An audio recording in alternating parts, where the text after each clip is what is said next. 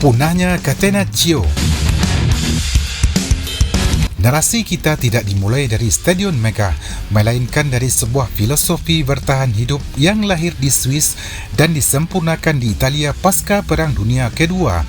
Pada tahun 1940-an, pelatih Austria Karl Rappen menciptakan Ferio, sebuah sistem Grendel namun di tangan Nereo Rocco, dan kemudian Helenio Herrera. Sistem ini bermutasi menjadi sesuatu yang jauh lebih mematikan, yaitu Catenaccio. Bayangkan Italia saat itu, sebuah negara yang sedang membangun kembali harga dirinya. Mereka sadar bahawa mereka tidak memiliki bakat teknis individu sehebat Brazil atau kekuatan fisik sebesar Inggeris. Maka mereka memilih untuk menjadi cerdik. Catenaccio adalah jawapan bagi mereka yang merasa lebih lemah namun menolak untuk kalah. Filosofi pemain ke-12 atau sang libero. Di sini letak magisnya. Jika tim lain bermain dengan formasi kaku, Italia memperkenalkan peran libero, sang pembersih. Dia adalah orang bebas yang berdiri di belakang garis pertahanan. Tugasnya sederhana namun krusial, menyapu setiap bola yang lolos dari hadangan rekan-rekannya. Ini bukan sekedar taktik parkir bus, ini adalah psikologi.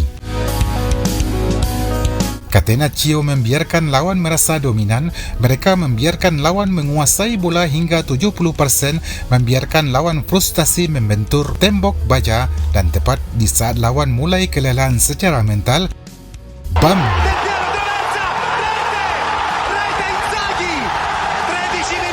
Satu umpan balik kilat, satu serangan balik dari sela-sela pertahanan yang terbuka, dan Italia menang 1-0. Bagi mereka, 1-0 adalah skor yang sempurna, sebuah kemenangan yang efisien, dingin dan penuh perhitungan. Ketika dunia membenci, Italia menikmati. Dunia mencaci gaya ini. Mereka menyebutnya pembunuh sepak bola.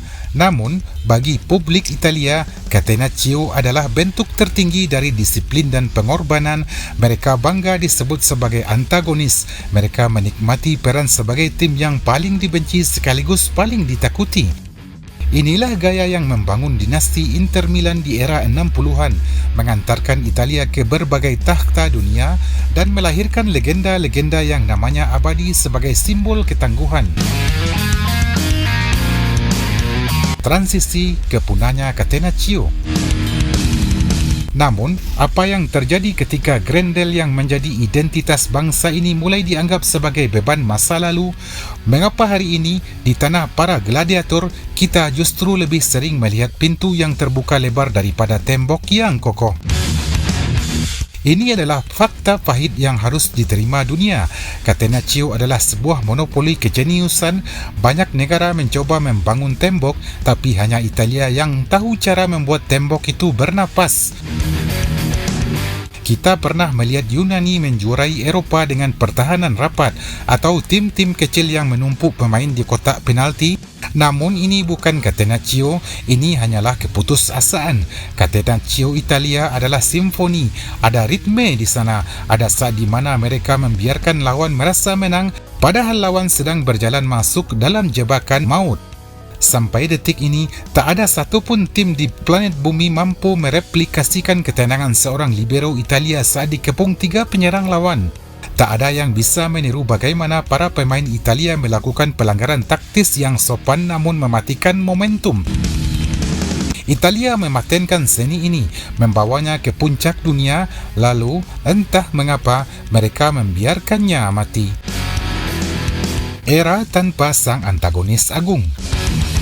Kini, kita hidup di era sepak bola yang seragam. Semua pelatih di dunia berbicara tentang progresif, high line dan penguasaan bola. Sepak bola modern telah berubah menjadi industri hiburan yang mengharamkan kemenangan 1-0 yang dingin. Dunia kehilangan sosok antagonis agungnya.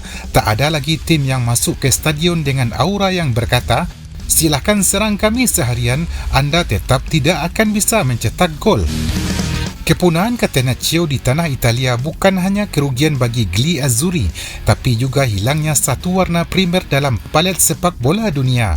Bahkan tim Italia hari ini terlihat malu untuk bertahan lebih dalam. Mereka takut dicap kuno, padahal kejayaan mereka justru dibangun di atas fondasi yang disebut kuno tersebut.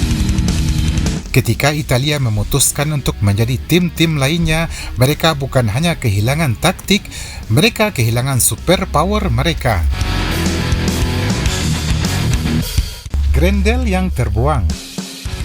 Catenaccio telah menjadi artefak.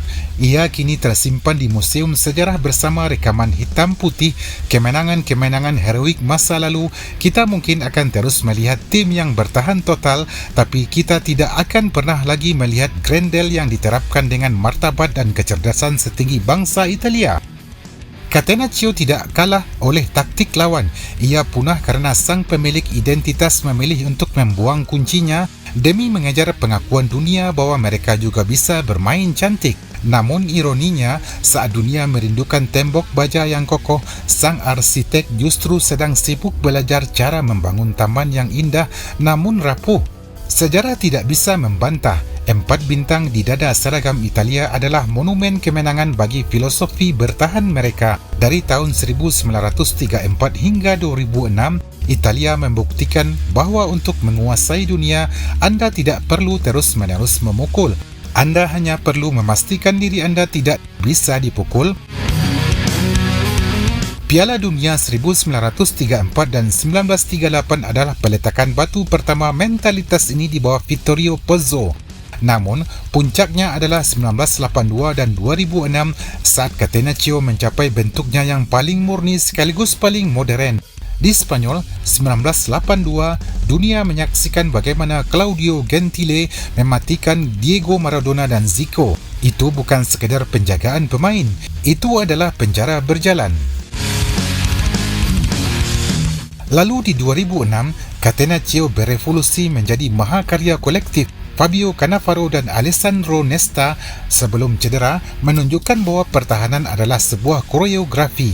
Italia hanya kebobolan 2 gol sepanjang turnamen, 1 gol bunuh diri dan 1 penalti. Mereka tidak butuh banyak gol untuk menjadi raja. Mereka hanya butuh 1 celah untuk membunuh lawan dan sisanya adalah tentang bagaimana menjaga Grendel agar tetap terkunci rapat hingga peluit akhir berbunyi. Retakan pertama dan awal kepunahan. Namun, kapan Grendel ini mulai kehilangan kekuatannya? Jika kita harus menarik garis waktu, kepunahan ini tidak terjadi dalam semalam. Ia mulai terkikis perlahan setelah kejayaan di Berlin 2006. Perlahan tapi pasti, sepak bola dunia mengalami revolusi besar. Munculnya era tiki-taka Spanyol dan perubahan aturan FIFA yang lebih melindungi pemain menyerang membuat gaya bertahan fisik ala Catenaccio mulai diharamkan. Kartu kuning melayang lebih mudah dan ruang bagi sang libero dipersempit oleh aturan offside yang semakin ketat. Titik balik yang paling menyakitkan terjadi sekitar tahun 2010 hingga 2017. Italia mulai merasa minder. Mereka melihat Spanyol dan Jerman merajai dunia dengan sepak bola menyerang yang cair. Di saat itulah para pemikir sepak bola Italia mulai melakukan kesalahan fatal. Mereka mencoba memperbaiki sesuatu yang sebenarnya tidak rusak. Mereka mulai mengubah kurikulum akademi, mengabaikan pengajaran seni bertahan 1 lawan 1 dan lebih fokus mencetak pemain tengah yang pandai mengoper bola. Puncak dan proses kepunahan ini mencapai titik nadir pada November 2017 di San Siro. Untuk pertama kalinya dalam 60 tahun, Italia gagal lolos ke Piala Dunia setelah disingkirkan oleh Swedia. Malam itu, dunia melihat pemandangan yang aneh. Italia menguasai bola 75%, melepaskan puluhan umpan namun tidak tahu cara mencetak gol. Dan yang paling tragis, mereka terlihat rapuh saat terkena serangan balik. Itulah momen ketika Catenaccio dinyatakan mati. Italia tidak lagi bisa bertahan seperti dulu, namun belum cukup hebat untuk menyerang seperti tim papan atas lainnya. Mereka kehilangan perisai mereka, namun tidak punya pedang yang tajam.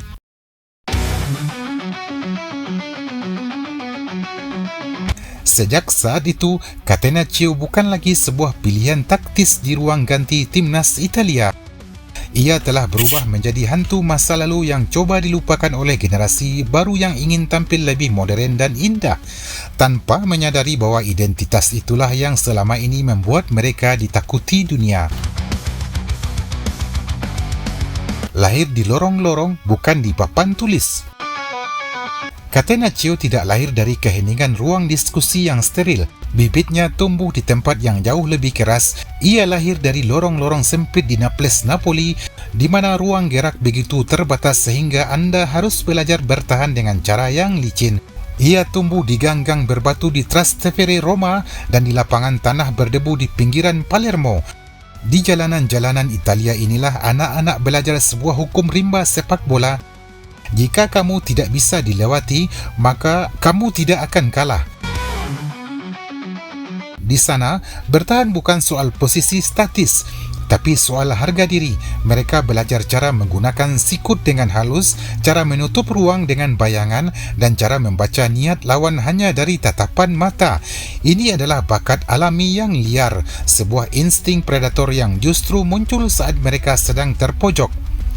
Kehebatan Italia adalah ketika insting liar dari jalanan ini bertemu dengan para master lapangan.